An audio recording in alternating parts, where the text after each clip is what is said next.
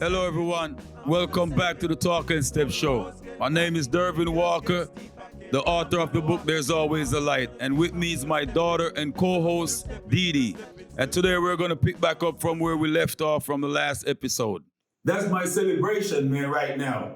Yeah, I told you about a few before, you know what I mean? Like, I was happy when they said they're not going to do the surgery, the other rounds of chemo. And that's one of the time when I was happy too. When I found out that the cancer was just right there. I know people that get that result back, and that's like, yo, you're gonna die. Yeah.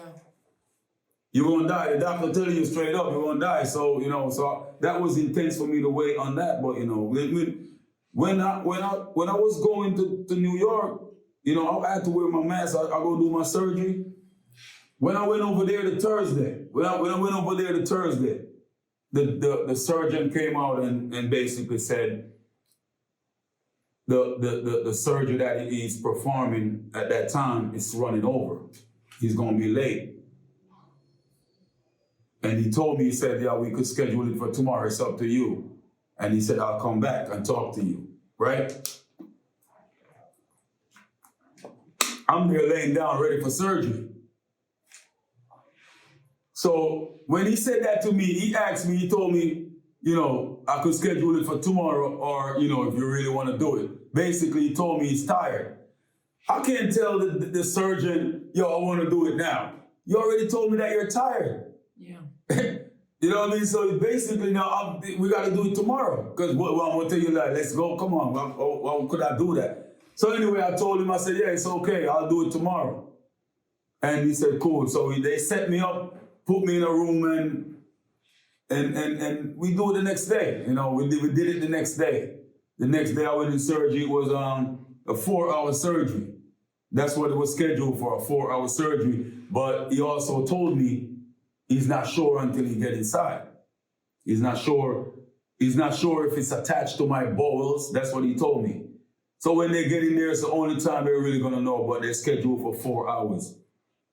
And I went through surgery. Thank God I'm here. I went through surgery, and then I found out it wasn't even 4 hours. It was way earlier, which the surgeon told me, well, that's a good thing. It wasn't as bad, right, as he thought. So that was a good thing for me, right? So after surgery, I went back they put me into a room, and that's where a lot of things happened. I could talk all day on that right there, right? That's where this book was born, in the hospital after surgery. Because after surgery now I'm in the hospital and I'm chilling because now I'm relaxing now. Like, all right, I did chemo, I did surgery, which I wanted. To me now I'm good. It's gone. So now it's like I'm free to think now. I'm facing death. I'm looking death in the face. I'm not, no fear.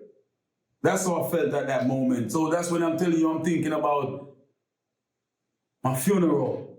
I'm thinking about me dying. Because I still don't know. I'm just thinking now. Like I'm relaxed enough to face it, to like really think on it and accept it. So I'm thinking, I still don't know if I'm gonna make it, man, because I know this cancer fight. I know I'll go, right? And I'm thinking, and I'm like, wow. And I'm thinking to myself, all my days traveling from Jamaica. I'm from Jamaica. I was born in Jamaica. I came to America when I was 17 years old. It's in the book. That's why y'all gotta go read the book. There's a whole lot in the book. A whole lot, but we're talking about my journey and my battle with cancer. That's what we're talking about in these series right here. So I'm thinking about death. I'm thinking about, all right, if I die, I'm thinking nobody knows me. The church people know me. My parents know this about me. My kids know this part about me. Some of my friends know this. Some of my friends know that. The people in the gym know this about me. And everybody just have a piece. Right. You know what I mean? Natalie knows something about me. My brother knows this part of me. There's some people that just know a part of me. and the other person don't know the other part, like a puzzle. And that's what I'm thinking, like, man, nobody know me, man. Nobody know the truth. Nobody know the truth, man. Some things that I've been through. And then I'm thinking my kids gonna grow up and they're gonna hear these stories from the different people. And they don't know the truth. They don't know the real story. And I say, you know what? I'm gonna write a book because I can't sit down and tell my kids a whole story. No, I wanna write a book so they have it. So on their timing as they grow up, some of the stuff they're not gonna understand right now. And that's how it is in our real life. They know that's how it is in real life with us now. Like I tell them things that they ain't seen it that way. She knows. But later on they say, all right, Daddy, you was right. I'm not always right. They tell me I'm wrong too, but we save that for another show. But some basic things through life that I learned that I know for sure that they need this. Even though they don't see it that way, but I'll give it to them, even if they're mad. But then they come and they see. So there's a lot more to give them, but I didn't know if I was going to have the time. I still don't know if I'm going to have the time. That's why this book is important any way you take it. Everybody should write a book. I know everybody can't write a book, but I'm just saying though, because imagine all the stuff you want to tell your kids. But you cannot tell them no. Life, the longer you live with your kids, the longer you experience life together, the longer you're on your journey, it's definitely the more you're going to get to share and the more you're going to learn from them. Look at her today. We're sitting here right now. We doing this. And she's right here, we traveling together. And I'm happy that she's here. Now, stuff is in the book, but I'm still going to be talking to her. We're still traveling. You know what I mean? So I had to write the book for them because I don't know if I'm going to make it, honestly. And then... So when you got out of surgery and you finally had some time to actually think, that's when you discovered that you were going to write a book. Yeah. I always wanted to tell my story. I walk around, I always been doing this. I'm in the gym, I'm talking to the kids. You know what I mean? I'm in the neighborhood, I'm talking to the kids, man, because I keep it real. I'm not telling you how to live. I would never try to do that. I don't do that with my kids. No, I don't do that with my kids. So I'm going to do it with another human being, but I don't even do that with my kids. I can't control nobody's life, man. I give my kids all the information I can give them. And now it's on them. I'm going to give them all that I can give them, but I cannot make the choices for them. So I'm not going to go out here and make no choice for nobody, man. So I'm just sharing, same thing I would share with my kids. I'm just sharing this with everybody in the world today. Because a lot of stuff is in the book that makes me vulnerable. That caused me to have a fear in me not to write the book. Yeah. Or when I'm writing the book, when I get to a certain things to write, my brain ain't working with my hand because now I'm not sure if I want to write this. But thank God he gave me the strength, man, to put it out there because, like I said, I'm sharing my story that it could probably help you make your decision. And that's why I say everybody should write a book because your story could help me because we're on a journey, We're on a journey and we're figuring this out. So the more information, that's why reading is good. That's why reading is good because people write books out here. And you could write and listen to what somebody said. Reading the book is you're just listening to what the person said. You read this book, you're listening to what I said. Now I'm just talking because a lot of people don't read. A lot of people read it, but not getting it like I'm going to say it. But reading is like talking to the person, you know what I mean? Reading, you hear what he has to say. So now you have more information to make a decision going through life. That's why I say everybody should write a book. After my surgery is when I decided I'm going to do the book because now if I'm going to die, I'm going to die. So now it's not about me. Now it's about helping the people. What I learned, I could share it to help others. So after your surgery, what did the doctor say to you? What was his next plan for you or suggestion? Was the battle over? No, the battle never over, but we'll get to that. After my surgery, the nurse told me, we're gonna send you to go we're gonna send you to go see the radiation doctor. Because now she's saying they're gonna look at it and decide if they want to do radiation after the surgery. Okay? So after I see her and I went to see my surgeon, I told my surgeon that my nurse said they're gonna send me to, this is after the surgery. Like I went back 1 week after my surgery for a checkup, for them to see the dressing and change the dressing, and because now I got a stitch up my, up my belly, and I have a what they call a drain. I came home with a drain. It's a little it's a tube. It's a tube that's like in the base of the where they cut me, the base of the wound, and they have a like a bulb at the end where the drain like blood, like water draining from the wound. It goes into that little bulb. So I got a little bulb on the side because it's attached to it. So I came home with that after the surgery. So when I went back, they changed the dressing and they checked the bulb if it's time to come out. Unfortunately, they didn't take it out the first week when I went back. But I told the surgeon that the nurse says she sending me to go check a doctor for radiation. And my surgeon was like, nah. My surgeon said, nah. I said, that's what she said. He said, all right, don't worry about that. He said, I'll take care of that. You're not doing radiation. That's what he said. He said, furthermore, the area could not handle it.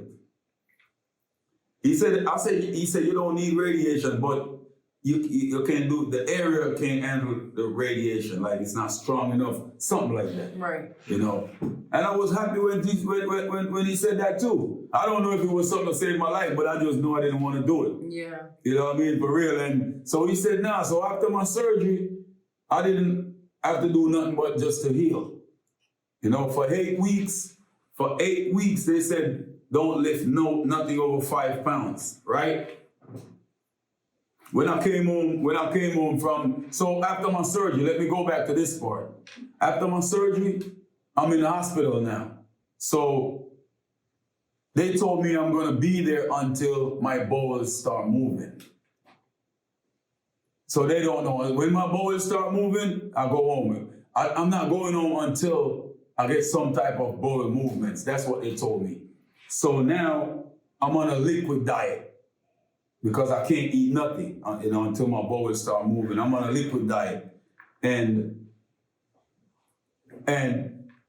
waiting for my bowels to start moving. I go for a walk. Man, after my surgery, after my surgery, I couldn't even walk, man. After my surgery, the same night after my surgery, they told me I gotta go walk. Like, what? Pain. I'm telling you, 2-step. It's amazing. Man, when you see me walking now, man, when you see me going through now, I told you, it's a different person. You know what I mean? I've always been this type of person, man, but my journey and my battle with cancer, took me to a different level, man. A different level of consciousness. You know what I mean? Yeah, what life really is. Man, come on. When I came out of surgery, I couldn't walk. They told me I have to go walk because the walking gonna help me, even to get my bowel movement.